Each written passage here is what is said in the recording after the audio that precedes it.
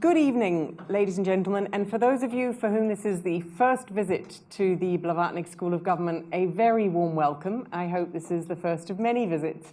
It's lovely to see, at the same time, so many friends and colleagues from across the university and the country who are thinking about the state of democracy around the world.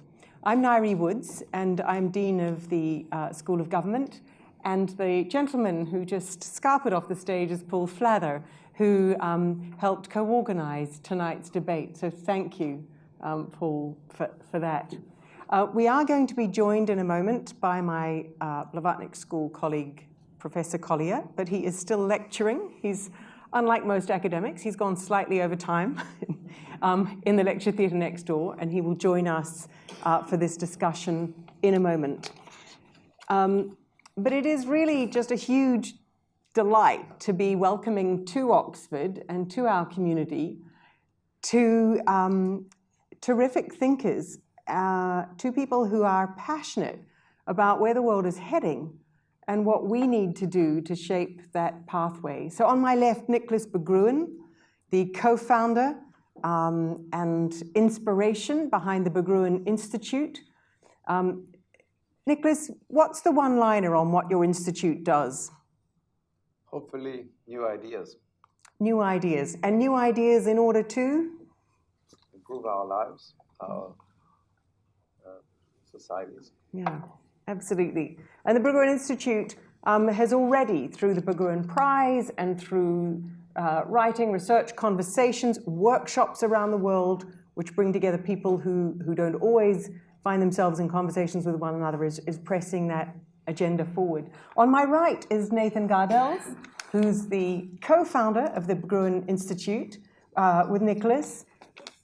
He's also editor of the World Post, which I'm sure many of you read, and a long-time prolific writer, journalist, commentator, working with institutes across the world, whether it's in China or Russia or security or democracy.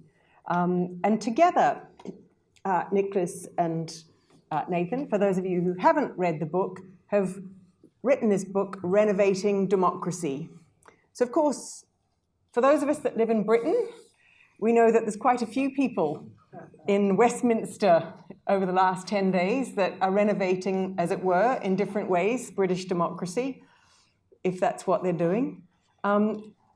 Nathan and Nicolas have taken a deeper look at the problems besetting democracy, and they focus their attention in this book on three particular problems and come up with what they see as the most promising solutions for democracy. Has anyone actually had a chance to read the book yet? Any hands up? Yes.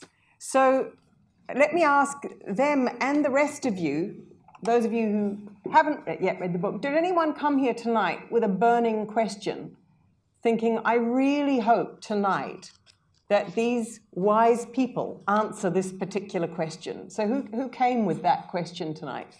Yes. Tell us what your question is, your burning question. Oh, thank you for asking. My question is, a lot of theoretical subjects, especially physics, science, have gone on to develop quite sophisticated research and testing environments. CERN, for example. The military have a lot of simulation of conflict. I'm very interested in what panelists think about that as a concept for this area. That's great. So how are we going to test out their ideas? Sorry, I'm cutting you a little bit short, but how are we going to test out their ideas? Are you going to build a lab out there in California and fill it with human beings? California is the laboratory. Yeah, that's what I was going to say. It is a laboratory. The lab is California. California has direct democracy. California is a place that's been influencing the US in general. And so the Institute was established in Los Angeles and in Beijing on purpose, the two opposites politically and culturally. And in California, we created, I don't know how many years ago, 8 years ago or 9 years ago, a committee called Think Long Committee for California, on purpose, bipartisan, eminent Californians, people like George Shultz or Eli Broad, Eric Schmidt, And we got them together for a year, a dozen meetings, day-long meetings, to come up with recommendations, bipartisan recommendations for the state.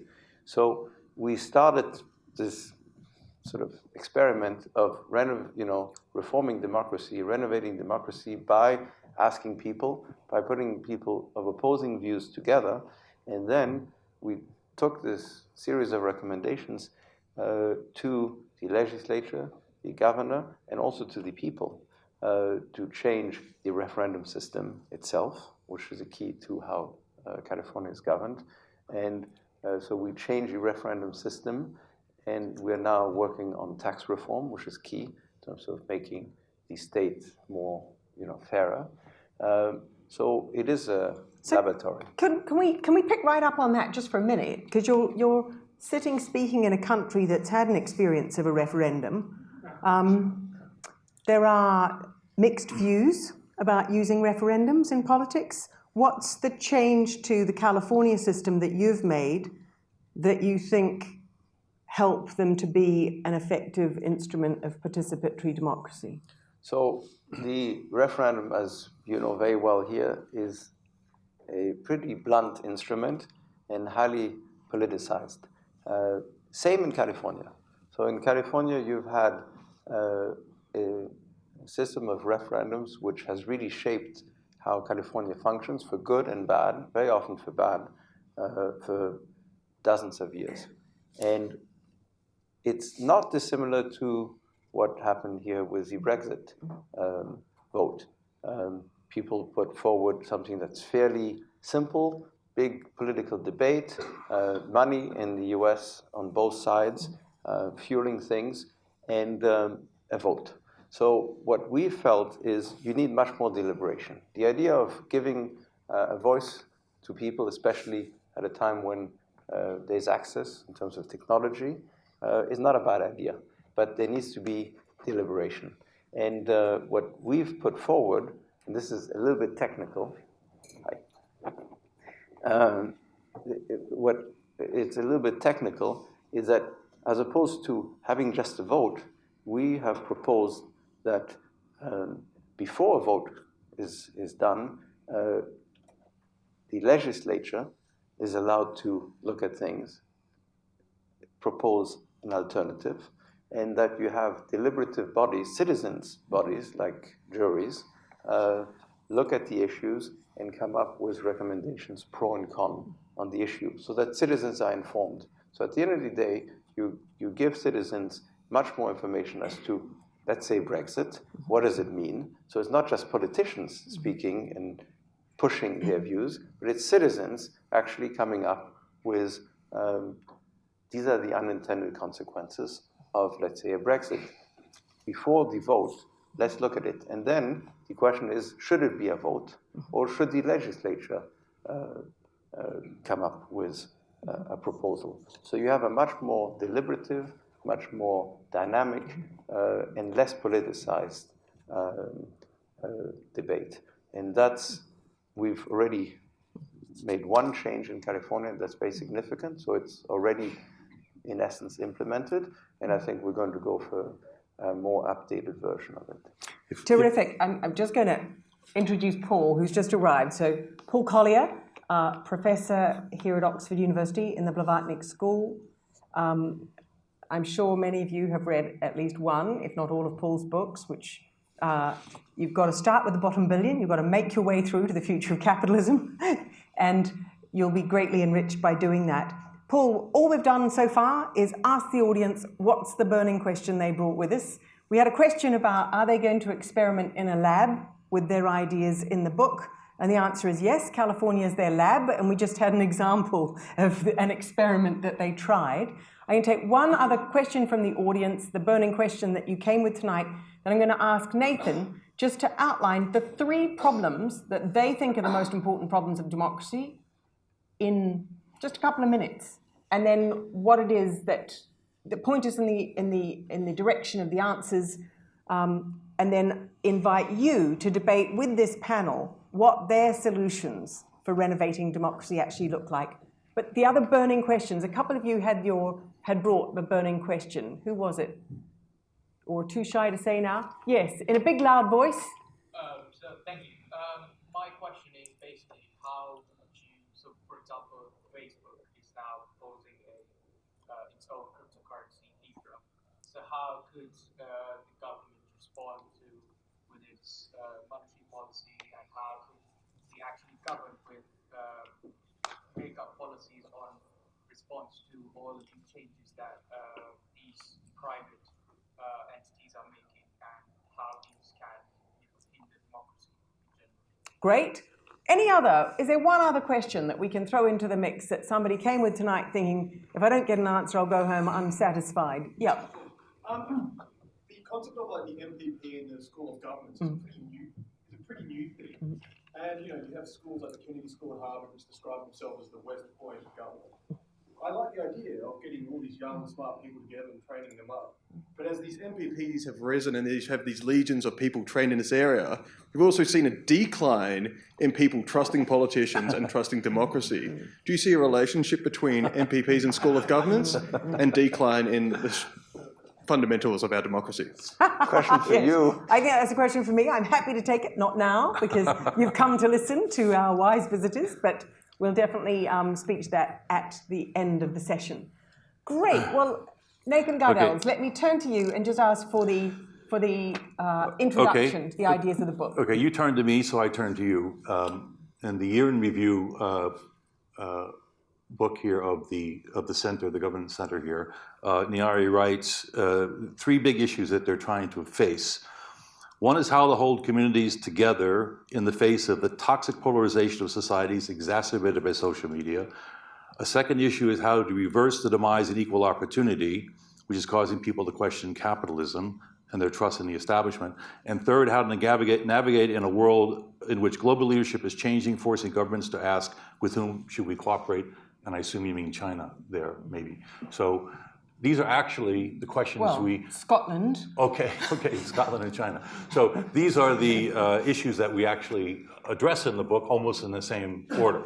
So let me just give you real briefly the skeletal outline of the book and the frame in which we conceived it, and then we can get back into some of the weeds about the laboratory and our testing of these, because we have programs in each one of these points I'm going to make to try to do it in reality.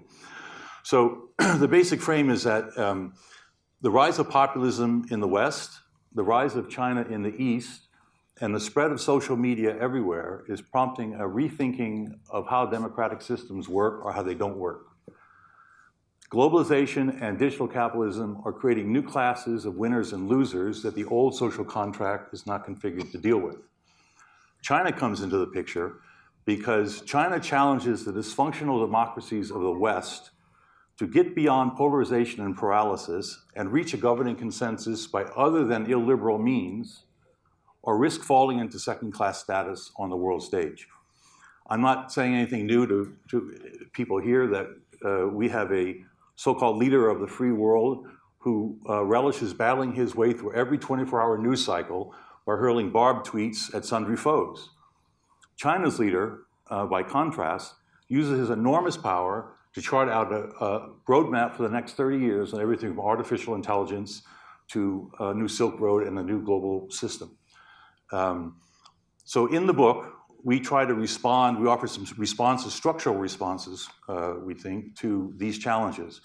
The 3 Ps: participation without populism, predistribution of wealth instead of only redistribution, and positive nationalism. Participation without populism. Since social networks have drawn more players into the fray than ever before, never has a need been greater for the counterbalance of impartial practices and institutions to sort out the cacophony of voices, the welter of conflicting interest, and the deluge of contested information. To mend the breach of distrust between the institutions of self-government and the public, we argue for a new form of citizen engagement we call participation without populism, which essentially means integrating social networks and more direct democracy into the system through new mediating institutions that complement representative government, and we'd argue that also compensate for its waning legitimacy. We talked a little bit here about what that might look like, citizens' assemblies, policy juries, some of the stuff we've done in California. The Brexit referendum was mentioned. Had such institutions of public deliberation been in place before the Brexit referendum, and all the consequences that are now known had been aired, the outcome, I think, likely would have been quite different. So that's participation without populism. Predistribution. The innovations of digital capitalism are steadily disruptive and increasingly divorcing income and employment from productivity growth and wealth creation. Any social contract that responds to this dynamic must protect workers instead of jobs.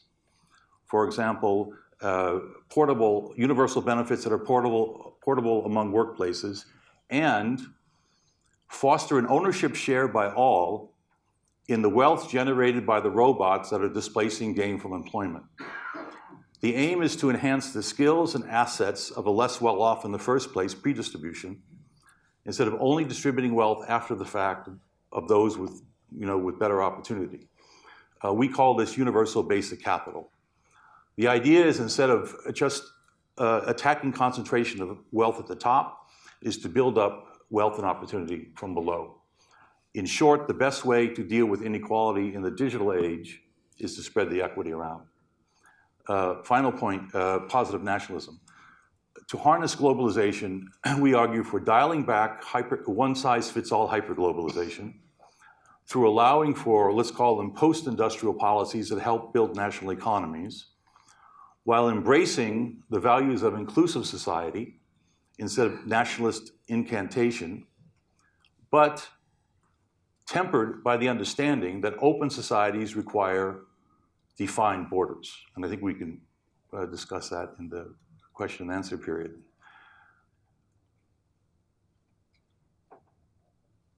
This idea of positive nationalism is not the antithesis of global cooperation, it's its precondition. Now, in the book, we discuss a lot about China, a big section in the book on China, based upon meetings Nicolas and I have had over the years with Xi Jinping, a couple of meetings with Xi Jinping and the top leadership. Obviously, we're headed into a clash between the West and China. In fact, I think what appears to be the case is that conflict is as inexorable because of technological competition especially, as cooperation is imperative climate action. So what we call for is to help temper and address this conflict with China on trade and technology. There needs to be a partnership of rivals on climate action. Unless there's some area of common intent, all else will dwell in the shadow of distrust and will head into a new Cold War, which we're already headed, and to a world broken up into geopolitical blocks again and worse.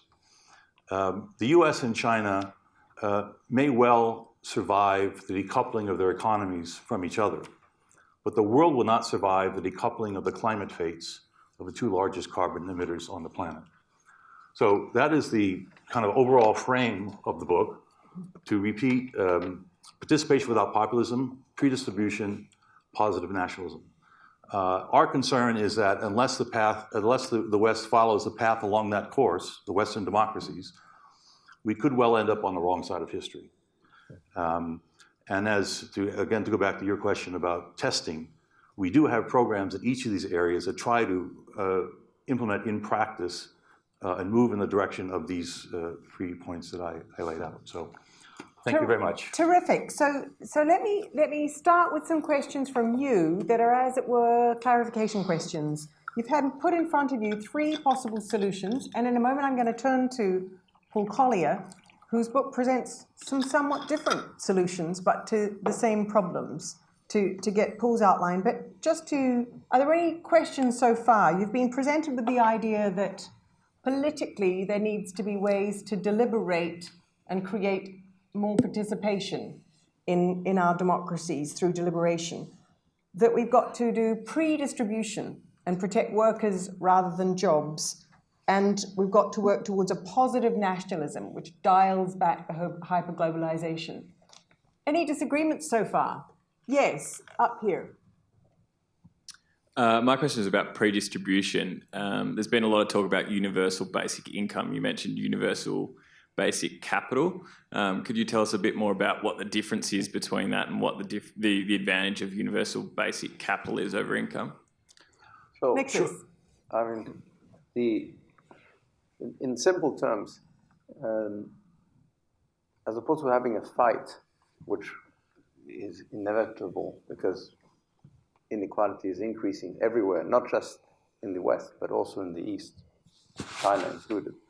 So as opposed to having a fight to raise taxes, why not include everyone in the wealth that's being created, meaning make everyone an owner? And there's a few different reasons. One, you bring everybody together as opposed to a fight. But two, and I think importantly, more and more of the value of what's being created is being captured by intellectual property. So less and less value over time, I think, is going to people, but also capital. So fewer and fewer people are going to capture the value. In essence, the robots are becoming more and more valuable. And as opposed to taxing the robots, why not just own the robots?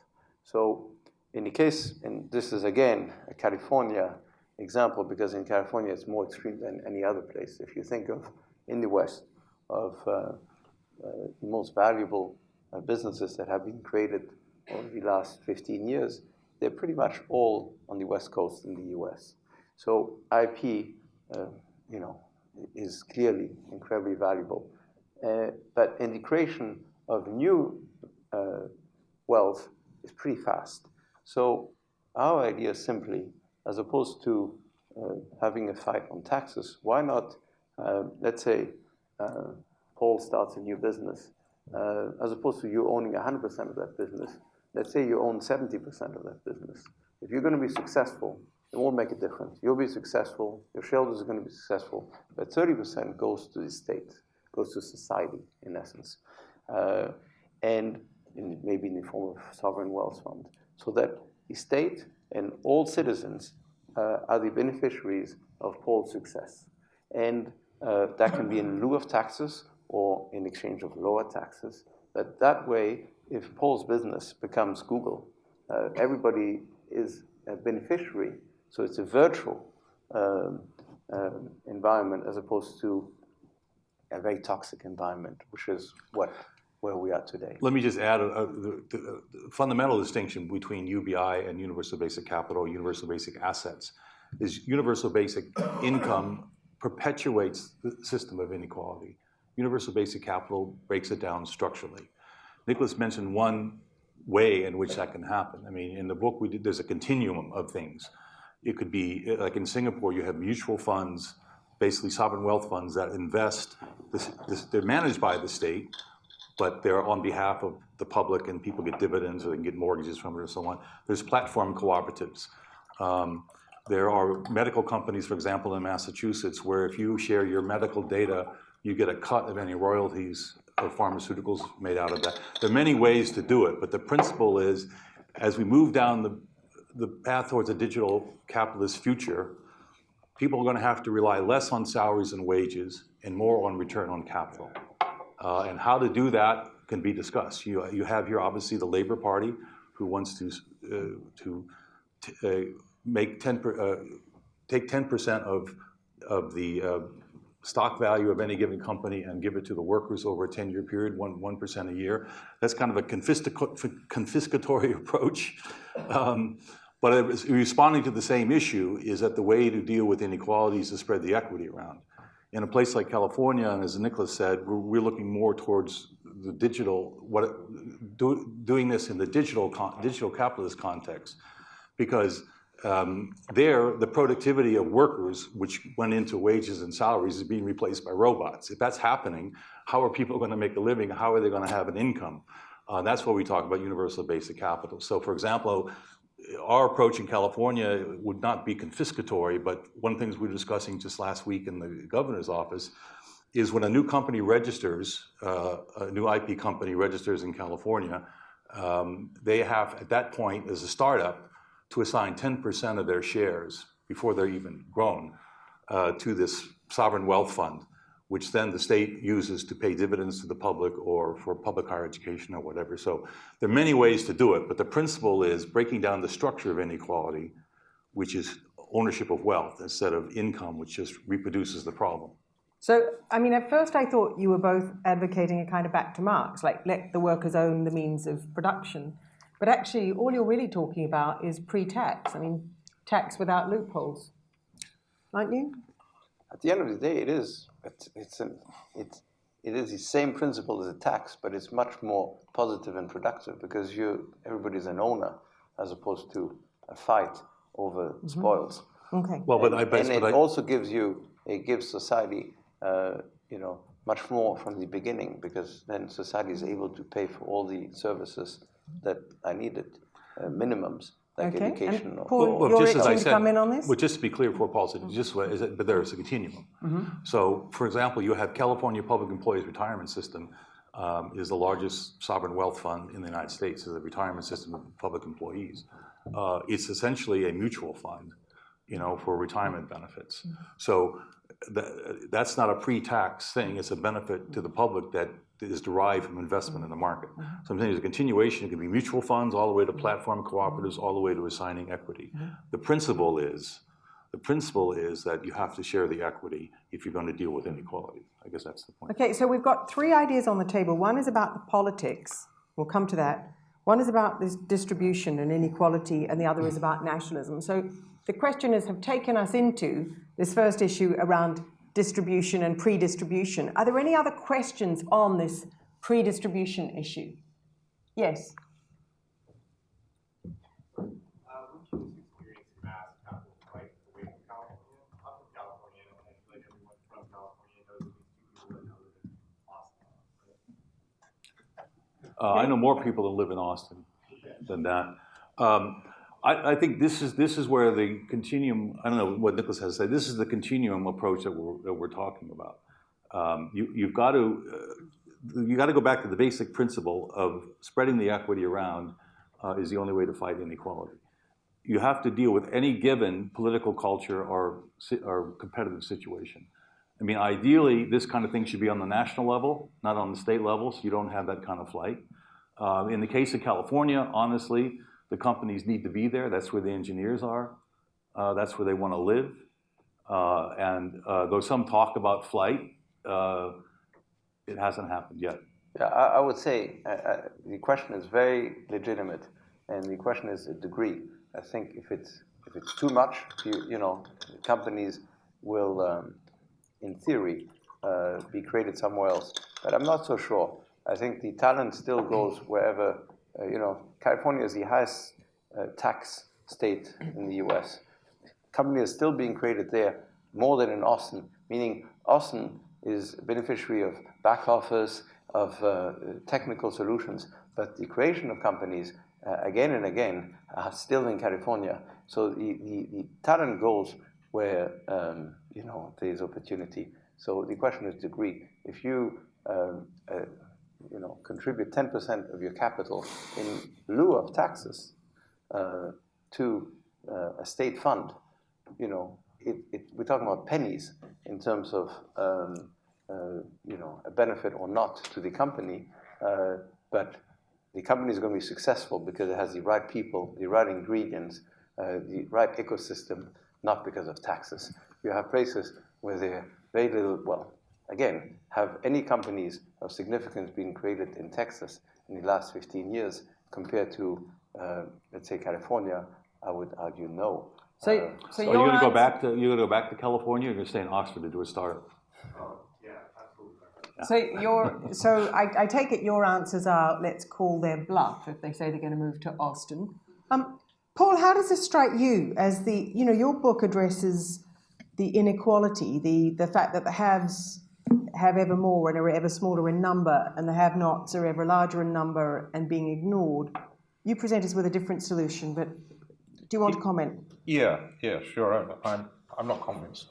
I think it's sort of gimmicky tinkering rather than getting at the fundamentals. The same with basic income The same with sort of New Labour's benefits. You know, put the north of England on benefit street was kind of New Labour's strategy. Basic income is whatever the latest Labour is, I suppose. Same sort of thing. Transfer consumption from the rich to the poor. That's not what needs to be transferred. What needs to be transferred, nor is it capital. The return on capital globally, this is the big Piketty fallacy, right? There's one fundamental assumption in Piketty which is ridiculous, right? Which is the assumption that the world rate of return on capital stays at 4.5% forever. Why? Of course it doesn't, right? Do you know what the risk-free rate of return on money is, on assets now at the moment, right? You can, if you want a safe asset, Germany will take your money, the German government will take your money, right? For 30 years. It will pay back at the end of 30 years almost as much as you've given it. Right? There's a negative real return on assets, negative, right? There's actually even like negative nominal return, right? So the idea that the real return on investment stays at 4.5% forever, which is one of the little footnote assumptions in Piketty, is ridiculous, right? It's just make-believe, right? The world is awash with capital that isn't generating a return. The average return, there's 13 trillion of wealth with negative returns, right? That's what your pension fund's in, by the way. Right? Yeah, but Paul, what's not false in Piketty is the ever-declining share that Labour has of income. Yes, and the problem is that we need to redistribute productivity. Right? Britain has an acute problem of productivity at the moment. Labour productivity is falling, right? It's been at best stagnant for the last 10 years, right? And that is an average made up of two very different processes. There's the metropolitan well-educated working in the City of London, the bankers, the lawyers, also known as looting, right? They've got very high incomes, which counts as productivity. An awful lot of that is actually plunder. Legal plunder. It's legal transfers from others, right? It's rent seeking, right? That's the basic London model of high income, right? And then you've got everybody else, and their productivity is falling, low and falling. Right? Why? Because we've had very little investment in the skill accumulation of the half of the population that doesn't go to university. Britain has a ludicrous model of training in which the top half of the population by cognitive abilities goes to universities, which is too many, right? And everybody else gets damn all, right? If we want to know how to do training, use the Swiss model. Right? The Swiss are not a load of rampant Marxists, right? But what the Swiss do is it's got one of the top 10 universities in the world, right? It's almost as good as us, right? But 60% of Swiss kids choose not to take that route. They take the vocational training route. It is as prestigious. You can end up running a Swiss bank as chief executive, taking that vocational route. When you do that vocational route, you get an equally prestigious degree. You are paid for 3 or 4 years. Half the costs are financed by firms. Because firms have got so much skin in the game, firms do hands-on, making sure that that training, that vocational training, produces people who are very productive. We need to redistribute productivity. And the model that everything will happen in California and Silicon Valley is as hopeless as everything will happen in London, right? We have got to not only redistribute the skill from the cognitive elite to everybody else, we have got to redistribute the location of jobs. Instead of the only model being, if you're smart, go to California, or if you're smart, go to London, the model has to be, you bring productive clusters of jobs to places where people belong. And that is entirely feasible. In Britain, we've done it once, purely by chance. And it's Edinburgh. Great. So what we've got actually... I need to say where I agree with him. Can I say where I agree with him? Very briefly, because then I'd like to hear the audience. Because in the short outline of the book, we couldn't go through everything, but the other pillar of pre-distribution is, as I said, skills and assets. Skills is exactly the point we make. The public higher education and vocational training in California, we have a California State University system with 480,000 students that is the main route of upward mobility from the bottom 20% to the top 20%. That's closely linked to the skill needs in the various communities. It's a public university. That is essential side. So it's skills, the endowment, skills and assets, both. But I also think that you're addressing slightly different problems. Paul is addressing an inequality of opportunity and productivity, whereas in a way, the problem you're addressing, Nicolas, is a problem that there won't be jobs, whether you're skilled or unskilled, and therefore you need some equity in the technology which is driving the profits. Isn't that your solution? I think, correct. I think it's both. But it's, as Nathan said, the way we look at it is as follows. You've got to give everybody a chance. So that's, get people in front of skills and the potential for jobs. You've got to be able to finance this. And our idea is that how do you finance it? You finance it by having, in essence, the state become much a stakeholder, a shareholder in the fortune of society, as opposed to being all the time a debtor and always fighting for more money so that it can finance services which is being fought. So here the idea is, you mentioned a small country, Switzerland, has been very successful. I'll mention another small country that's not popular in the West that's also been very successful, that's Singapore. Singapore had that model. Singapore owns, through its sovereign wealth fund, a lot of the productive assets of Singapore. What does that mean? It means Singapore is not a debtor, it's actually an owner.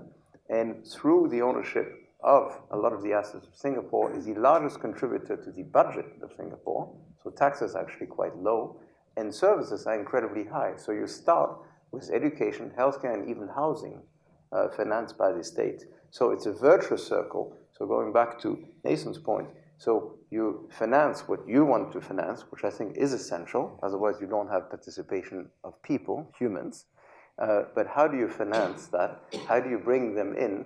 You've got to solve the other side. So you can't just solve one side without the other. You need both.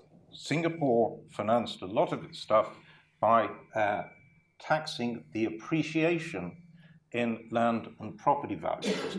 That is, it taxed London, taxed Silicon Valley, the appreciation in land and property values. Singapore, Lee Kuan Yew introduced a rule in 1973. He said, the rise in the value of land and property in Singapore is due to all of us. We're building an incredibly efficient agglomeration. It's not due to the people who own the land. And so from now on, the state will reserve the right to buy any land it wants at 1973 prices. And it did that. It bought 2/3 of the land in Singapore over the course of the next few decades. It sold it off again at much higher prices. It captured the appreciation, the productivity miracle. Right? You're making our point. You think this Great. needs to own so lots of nodding. Yeah. I think we've got a solution that works for everybody here. I think that the discussion of distribution, though, highlights that what all three panelists agree on is the egregiousness of inequality of opportunity, including opportunities to get the skills, to have the productivity, but also what that inequality might look like once you add technology and fewer jobs into the equation. Let's move now to their solution on politics.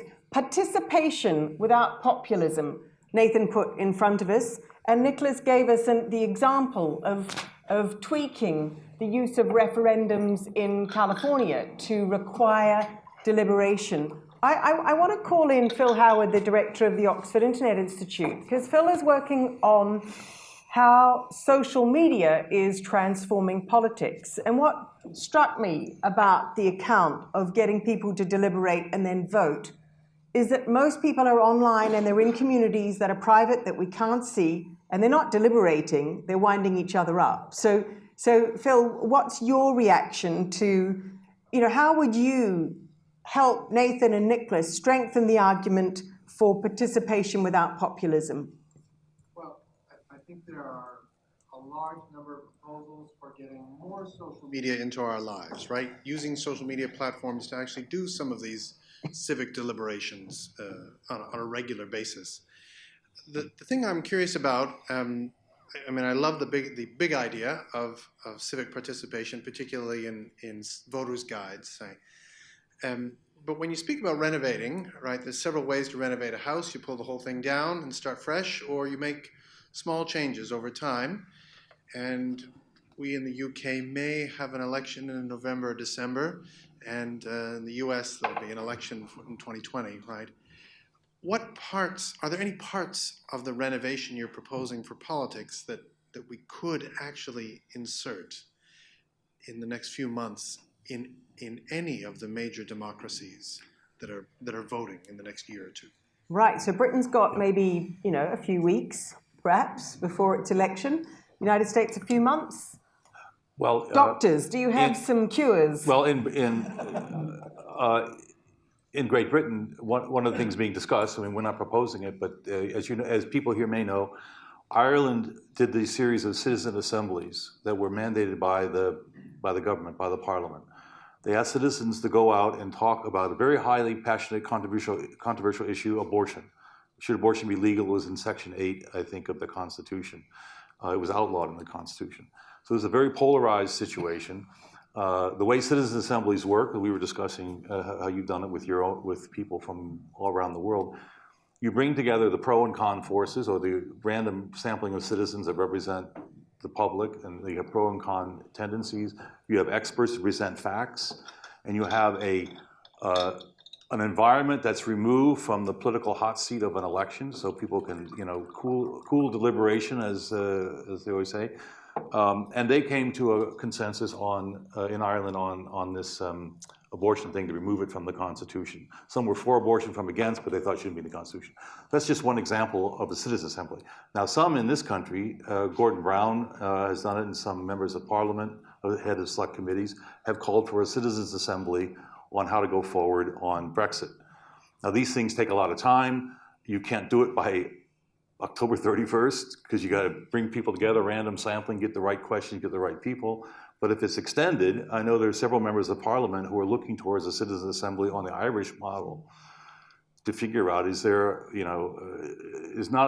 well, if there's a second referendum, then it is especially kind of important. But even if there's not a second referendum, it's, okay, can you deal with immigration and leave the other part there, the trade part there, you deal with the trade part, leaving, there are very many variables that can be done, but a citizen assembly have worked elsewhere, and so that would make sense for Britain.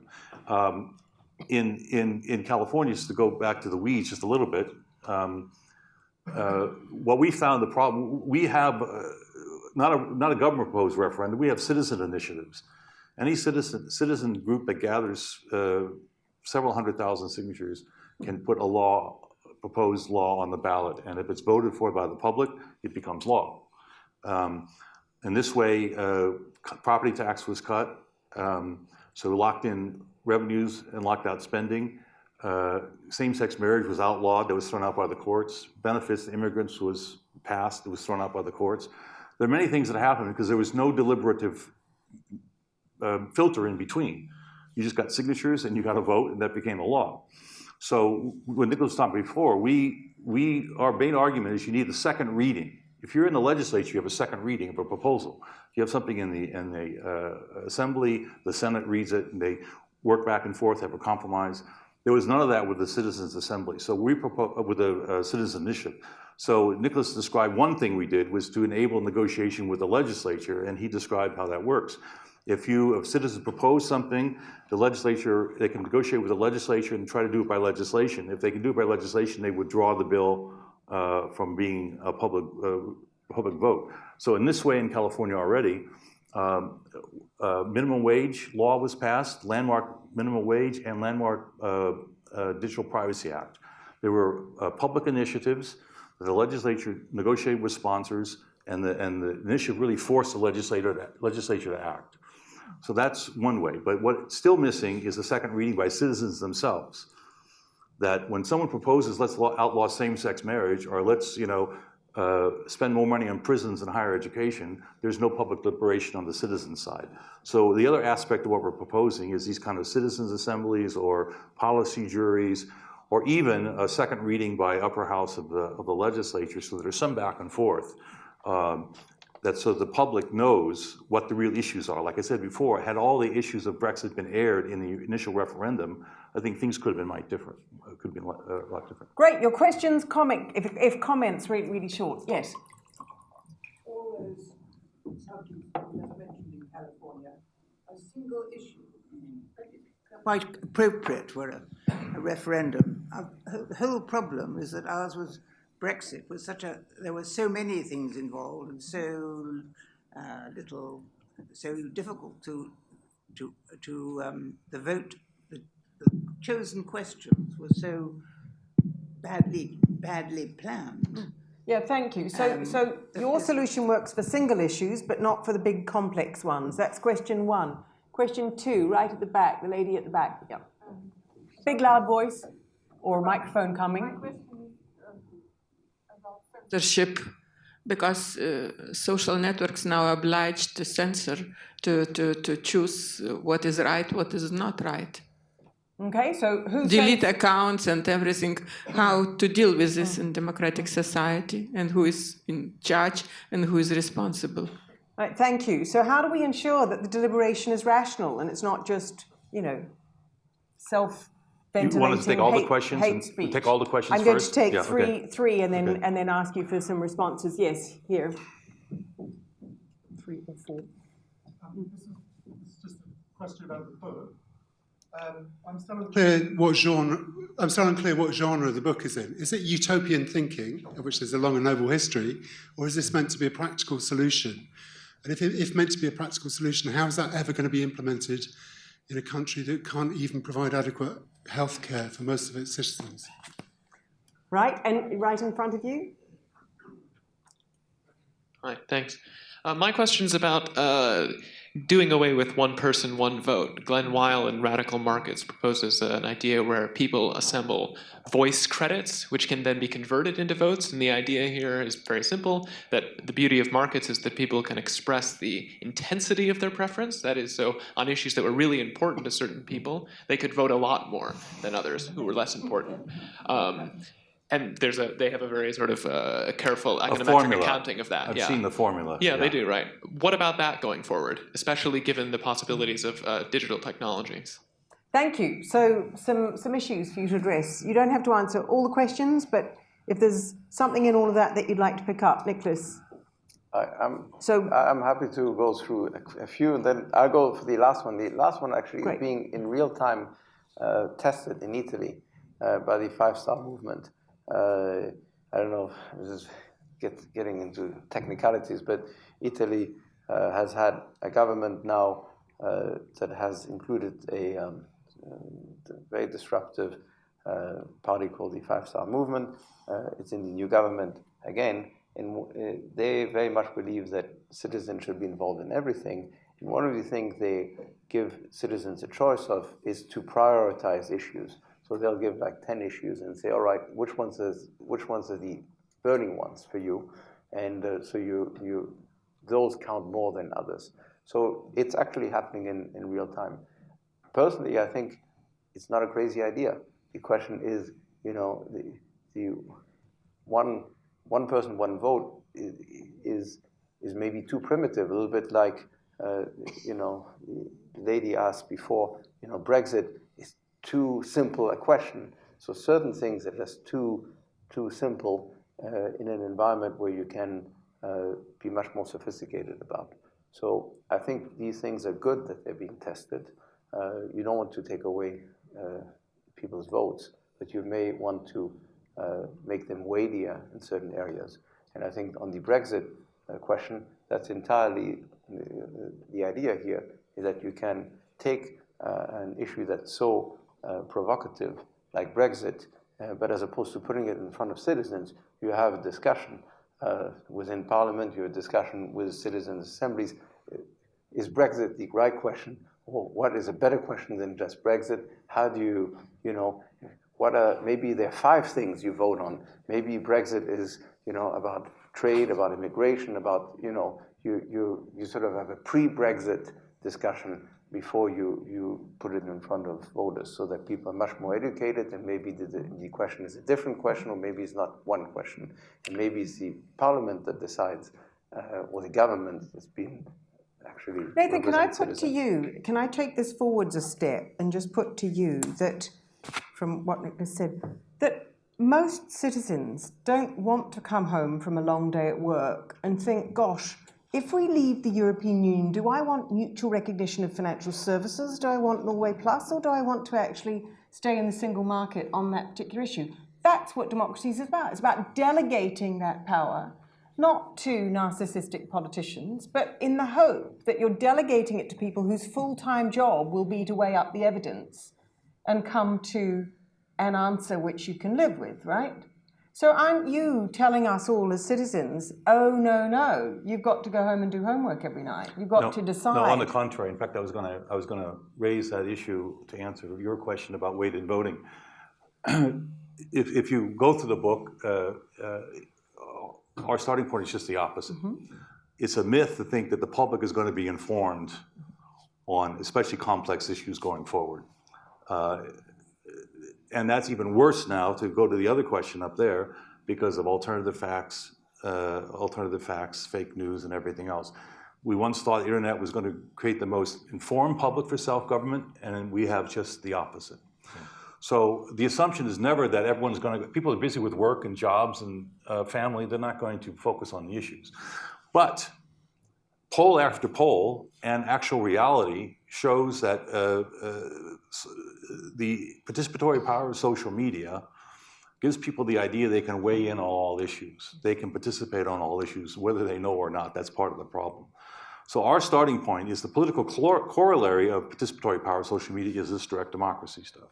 Now, we did not start our thinking proposing direct democracy. We started our thinking because California is already a direct democracy. We saw what the problems were precisely when people are asked to vote on issues that they don't know about. So there was a poll in California not too long ago where, I forget the exact figures, but they're roughly the same dimensions. People are asked, would you, and I saw a similar poll today about Brexit, about Parliament. Would you want the Parliament, or you want the legislature and governor to decide the issue, or you want the people to decide the issue on taxes, okay? Taxes and budget. And everyone said by 70% we want the people to decide, not the politicians. The next question was, for California, what's the main source of funding and what's the main source of expenditures? And less than 10% knew what the answer was. The biggest source of revenue is income tax, and the biggest spending is K-12 schools. So the point is the total mismatch between what people think they want to do and the knowledge. So our effort with these participation with populism is exactly to do that, is to get the deliberative filter in there. Because the public is not going to inform itself. You need mechanisms, but not just representative government, because that's being eroded by the participatory power of social media and peer-driven media. You need institutions that accommodate social networks and people's aspiration for having a direct say in things. That's really what the project. Representative democracy is not enough. People don't trust elites. If people are going to express their voice, you need to get information and deliberation in there. And that's really the idea of participation without populism. And then they ask the question behind... Can I just take that, Nathan, back to Nicolas? Look, the problem with direct democracy is that nobody takes responsibility for the decision. If you say the people decided, who takes responsibility for the decision? So how do you get over that in your vision of direct democracy? Well, what Nathan talked about is that there's something in between. In essence, there's a filter. And the filter are these citizens' assemblies. It's a little bit like juries, where you go to a group of people who would spend time and get paid to deliberate an issue and then come up with recommendations to citizens and to government, so that you have, in essence, a filter, so that citizens who are too busy are not the ones who necessarily make the decision, and the politicians who are maybe not trusted so you have a recommendation. Then you may have a vote by the legislature or by the citizens. Quick question to the crowd, quick question to the audience. How many of you would go along to a citizens' assembly to deliberate Brexit? How many? That's a quorum. And how many would not? There you go. Right. Some of you have lives. No, sorry. Right. No, absolutely. Okay. Interesting reservation. I have to answer your question though about who takes responsible really quick. Okay. Britain has a problem because there's no written constitution. So everyone's saying, who's the sovereign? Is it the parliament or is it the public in the referendum? In California, in places where you have referendums and citizen initiatives, it's very clear in the written constitution. The people are sovereign. If the people vote, they can overturn legislation. They can make legislation. So there's a sovereign. So the people who vote are the responsible ones. And as the Swiss will tell you, the advantage that they've always argued for direct democracy is people know then that it's a system in which if they're dissatisfied, they can go back to the public again. There's a mechanism that they have for their agency. The frustration they have with representative democracy is you have a political class that ignores you and doesn't follow through what you want, what your interests are. You have no option. You're just alienated. In Switzerland, they like to say, we have agency. If we want to do something and the parliament doesn't want to act, if they're tied up by special interests, we can go ourselves to the public. Paul, what's an alternative way to address the yearning of people to actually, if it is a yearning to actually participate or to feel that they're taking back control in democracy? What would your positive solution to that problem be? Yeah. So I think we've got a citizens' assembly. We've had it for hundreds of years. It's called Parliament. And the problem is that the members of Parliament have become too detached from the citizens they purport to represent. I mean, let's take example of what Labour was up to in appointing, how it chose its MPs, right? The two Miliband brothers, who were quintessential metropolitan elite kids, right? One was parachuted into Darlington, the other was parachuted into Blythe in the northeast, right? I mean, they were not seriously grounded in their localities, right? They couldn't possibly be, right? And so what we need is a system where MPs are locally grounded and are elected by the mass of the population. What we've, under the name of democracy, what we have achieved is rule by the 1%, not the richest 1%, the most extreme 1%, who are the activists who join our two lunatic political parties, the geriatrics in the Conservative Party and the children in the Labour Party. That 1% chooses our national leaders. We've got a menu that says, do you want vegan or veal? And the rest of us, the 99% of us, have that choice, right? And that is why people have lost trust with the Parliament, right? It's just not composed of people sufficiently representative for that's how you can possibly get a people versus Parliament. So we've got a number of views on this. The book actually does talk about local politics and coming back down to the local level. But I think what all of our panelists are saying is politics is going to have to engage people more, or at least make them feel that their voice is being heard. Nathan and Nicolas are telling us do that through these deliberative filters where people can actually have their voice heard in this deliberation with policymakers. And Paul is saying make their representatives more genuinely representative. Make sure that they feel that somebody really is fighting their corner if you're going to have a parliament. Let's move now, before we run out of time, to the third big idea of the book. So we've looked at the politics, participation without populism, we've looked at the distribution, and the third argument is about positive nationalism, dialing back hyperglobalism. So what's the difference, Nicolas, between positive nationalism and xenophobic nationalism? Well, the way I would summarize it is, as opposed to being against everyone else, just be for yourself. Mm-hmm. So it's sort of turning things from a negative to a positive. Mm-hmm. So, but I think that's a little bit your point too. You know, things have to come from somewhere, meaning the roots. So it shouldn't be, somebody parachuted in to represent, but it should be from the place, you know, if you're a community, the people who should speak for that community should be members of that community. But they've got to live with others. So the question is, how do you coexist? How do you come up with solutions as opposed to just fight the outsider? So it's a change of mindset. Be for yourself as opposed to just being against everyone So else. can you give me a quick example each of what dialing back hyperglobalization could entail? Just one example. What is it you're going to get rid of? Well, there's economic globalization, there's immigration. To hardly answer your question, if you're still... So you're going to reduce immigration? Well, I would say there are many dimensions you can answer. So if we take the immigration issue, I think something that Paul Collier wrote in the New Statesman not long ago about the Swedish Social Democrats on immigration. To go back to your veal and vegan metropolitan elites, you know, who say, let's have all the immigrants, but the immigrants all live in the working class neighborhoods and go to the working class schools, and the elites don't have to deal with them. You've got to deal with, that's why I said, open societies require defined borders. You have to say, there's two things going on here. Some years ago, I did an interview with Isaiah Berlin for the New York Review of Books on this subject. Cultural pluralism. Cultural pluralism, as he talked about it in those days, was defending belonging. Defending people who have a community which by definition excludes other people. That sense of belonging, kith and kin, language, memories, and so on. Now, cultural pluralism means how do you integrate people? So that you have to deal with that dimension. Then there's the fiscal dimension. Societies are and cultures are open systems, but nation states and communities are not open systems. They're fiscal jurisdictions with tax benefits and social contracts devised by people who live there, who live somewhere.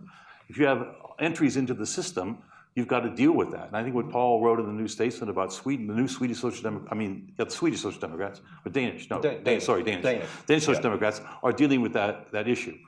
So, and the final point is on that, for example, look at Canada.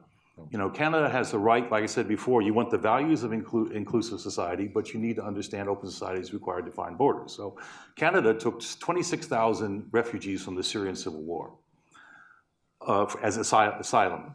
But they have a very strict immigration policy. To get into Canada, you have to have skills and assets. 60% they call economic class, and only 20% come in by family relationship. In the US, it's the opposite. In the US, 60% come in by family relationship, but only 20%. So you get a backlash because a social contract developed by people who live somewhere is being disrupted. So that's one, so you have to balance that, but not in a nationalistic incantation way. You don't go after people and demonize them, but you have to deal with the reality that there are fiscal realities and social contract realities and cultural realities.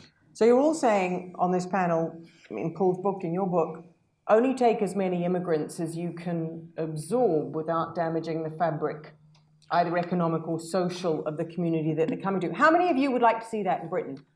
How many of you would want to see or think we need more of this so-called positive nationalism? Yeah? And who thinks not? Who would be against that idea? So tell us why. Just a thought. What was the first thing that came into your mind as that was put?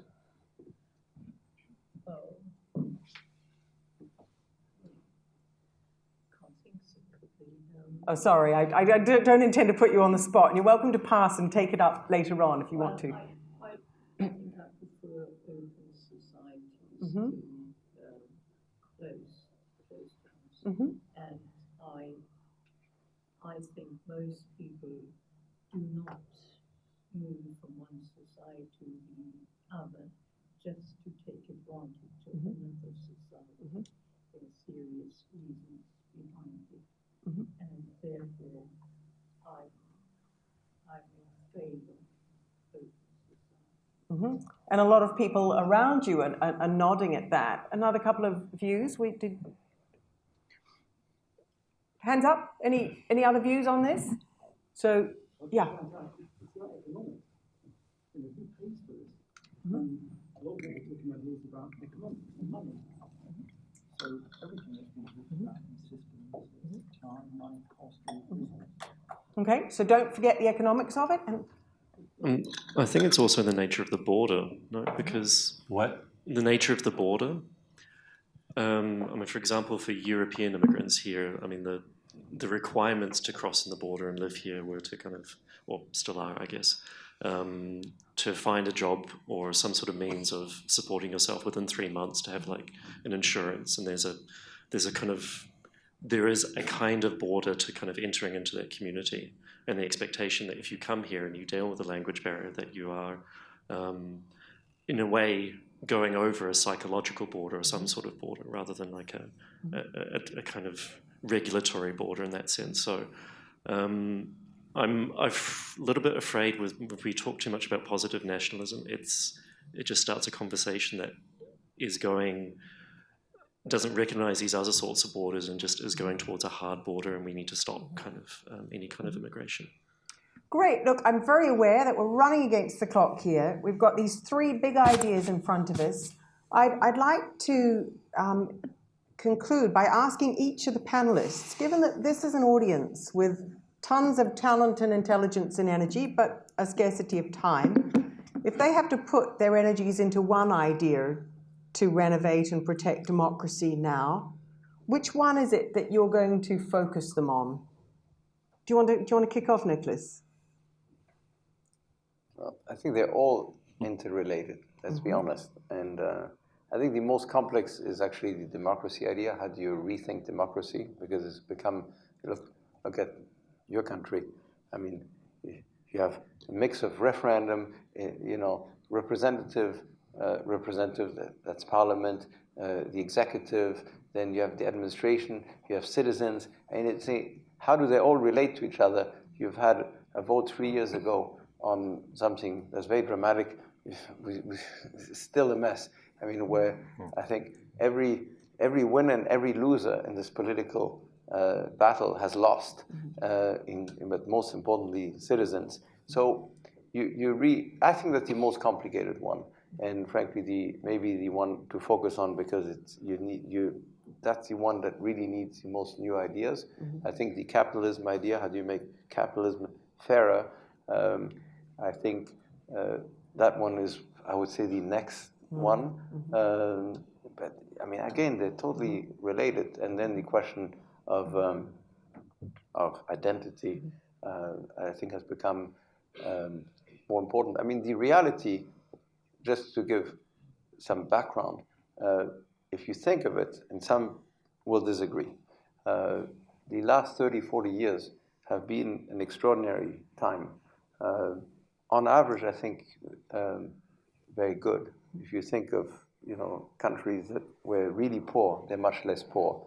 But you've had multiculturalism, globalization, and technological change at an incredibly fast pace. On average, I think very beneficial.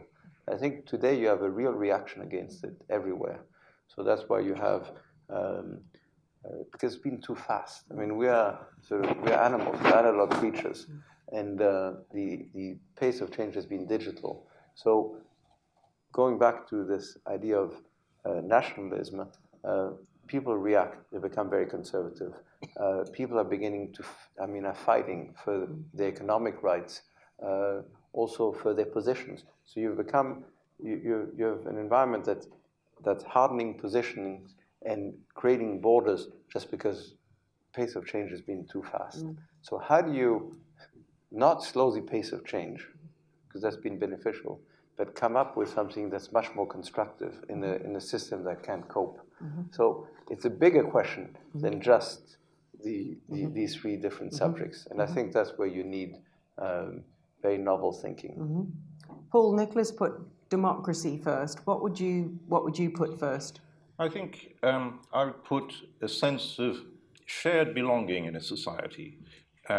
We've lost that in Britain. We've lost that in a lot of countries. We've got bitter divisions, as you said, social networks which were supposed to unite have actually divided. We need to get back to shared belonging. And the belonging has to be spatial, because the polities are spatial. The policies organized by the polities are spatial. And so shared belonging of everybody in the polity is vital matter. And shared belonging is not about exclusion, it's about inclusion. And shared belonging, I use that word because fundamentally it is about accepting obligations to other people in the society. We can't have the same obligations to everybody on the globe as we have within the country, because that level of mutual obligation will be truly minimal. That does take us to the atomized, individual, selfish society.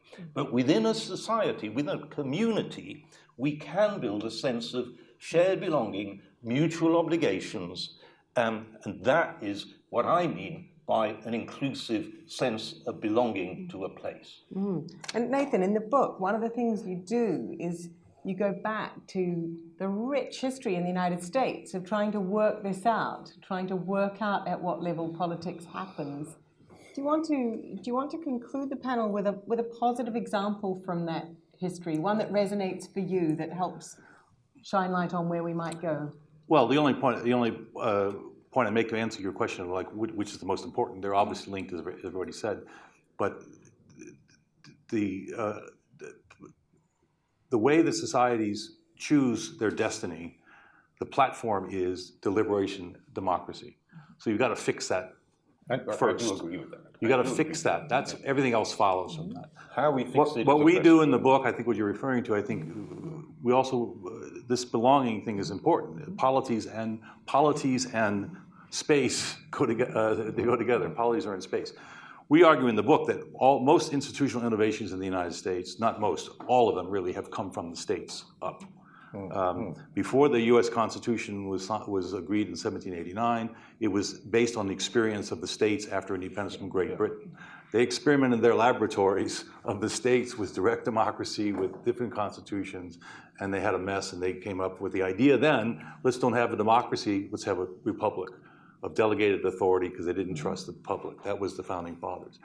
100 years later, again from the states, was the progressive movement. The progressive movement said, those guys have become an aristocracy in favor of the rich. Those very much like today. There was technological change, industrial revolution. The representative democracy was captured by patronage systems and by railroad trusts and so on. So they said, we need to bypass the corrupt legislature with this idea of direct democracy they borrowed from Switzerland. Let's let the citizens make laws directly and go around the legislature. But they also understood at the time that if you give more power to the people, to go back to the deliberation point and the information and how people make decisions, but they also understood you have to have smart government. So they said at the same time we give people power, we want to have professionals run cities instead of cronies. That's when city managers were born. So you had a combination of direct democracy and let's call it technocracy in that progressive era. So it was 100 years after the founding. Well, we argue in the book, and so those were both positive experiences in their own right. In the book, we argue those two things need to be combined in the digital age. You need to take back some of the deliberative focus of the Founding Fathers that had some distrust, they had distrust of direct democracy. You have to take the experience of direct democracy and learning the faults of direct democracy, but understand that's what people want, and it's a tool of their local community, of their somewheres, and put in the tools of deliberation and smart government. That's the third turn. We call it the third turn of American democracy. So that's kind of the progression, but to do that, you need to focus on these new deliberative institutions of democracy that are complementary to representative government. They're not the same as representative government because people have direct voice. That was not something that was possible or that anyone aspired to before the digital age. The digital age changes everything because everyone's a participant, everyone's in the game. And you have to accommodate that, not ignore it. Brilliant. Now, I'm going to invite all of you to join us for some drinks and a chance to speak with the speakers in the forum after this event. But Nathan has finished us with this plea for deliberation. So can I ask you, just for 1 minute now, to deliberate with your neighbour, who you probably don't know, on what the best idea you've heard tonight is, or if you've heard none and you've got a better one, do that. So just take a minute, and then I'm going to ask you to thank our panel. But deliberate for a minute. Okay. I think collectively, ladies and gentlemen, you have absolutely proven that citizens really can deliberate. I think you'd enjoy continuing the deliberation you just started with a drink in the forum. Just before we do that, will you join me in thanking Nathan Gardels, Nicolas Berggruen, and Paul Collier for the great discussion tonight. Thank you.